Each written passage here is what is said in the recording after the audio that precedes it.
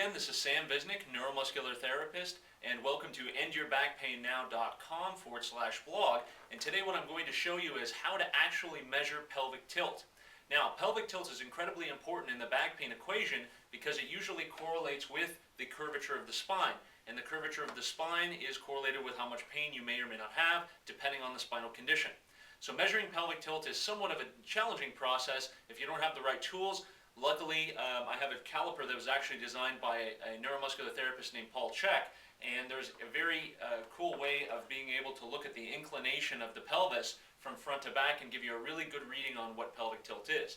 Now, most of you are not going to have this, obviously, on your own. It's a relatively expensive caliper. However, just looking at it and getting an idea of how to assess pelvic tilt should be very helpful for you, and also identifying whether or not your therapist or doctor is actually correctly measuring your pelvic tilt, since there are many disagreements on this topic.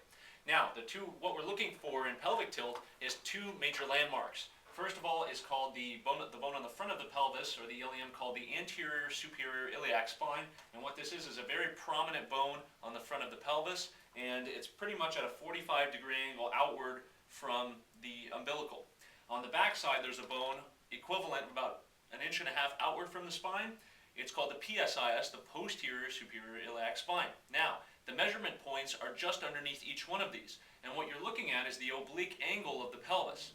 Now, normally, an anterior pelvic tilt in males should be 0 to 5 degrees, and in females, approximately 7 to 10 degrees. So what we're saying is females are allowed to have a little bit more anterior pelvic tilt than male counterparts. So, in this situation, what we're looking for is an excessive motion in either plane. So with the caliper here, if I place it correctly for the camera to see it, you'll be able to see the angle here that Nick, by the way, is a great fitness trainer that I got him here to help us out today from a website called thefitnessdoctors.com. I urge you to check it out. He's got some great articles on there, so there's a little shameless plug. However, what we're going to look for here is the anterior superior iliac spine, which is here on the front, and there's the edge of the crest. I'm going to place my caliper right there, and then find the opposite side. Now on the opposite side, there's the other point on the caliper. Now you can look at the angle of the caliper, and that tells us to the degree of anterior pelvic tilt that he has. As you can see, the back side is a little bit higher than the front, and that is normal. And if I actually look at the measurement, he's got approximately 8 degrees. So in this situation, today, at this moment in time, Nick has a little bit too much anterior pelvic tilt. Now, this can come from a number of reasons. He may have trained his lower back muscles yesterday, or his quadricep muscles, or any of the muscles that affect anterior pelvic tilt. So that may be the case of today, depending on how he trained. Now, you've got to remember that pelvic tilt is not something that's always static. It's not exactly the same every day. If I were to test pelvic tilt on a regular basis, we'd get variations in the measurements. I typically have to say that most males are going to have pain relief with pelvic tilts anything under 8 degrees range of motion, or of inclination, and women are going to have pretty good pain relief anything under 13.